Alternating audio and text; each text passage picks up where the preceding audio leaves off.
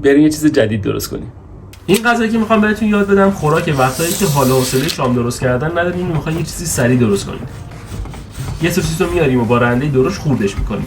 فلفل دلمه ها رو نگینی خوردش میکنیم. البته من اینجا چون فلفل دلمه ها کوچیکی از چند تا استفاده کردم، ولی یه دونه فلفل دلمه هم کافیه. به پا پنیری نشی. سوسیسا و فلفل دلمه ها و پنیر پیتزا رو با هم قاطی میکنیم، میذاریمشون که استراحت کنن.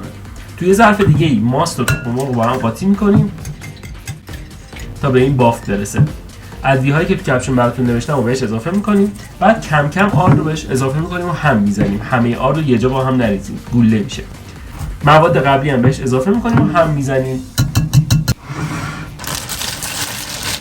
یه دونه زیپ کیپ میاریم، مواد رو میریزیم داخلش.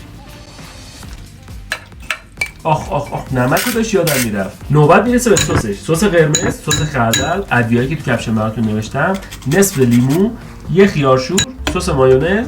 برای اینکه طعم بهتری هم بهش بدیم یه قاشق عسل هم بهش اضافه میکنیم.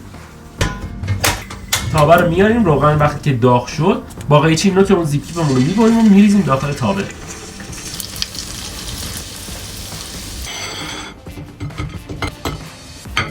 به به، بافت رو نگاه کن. حالا این کاری که میگم رو انجام بدیم.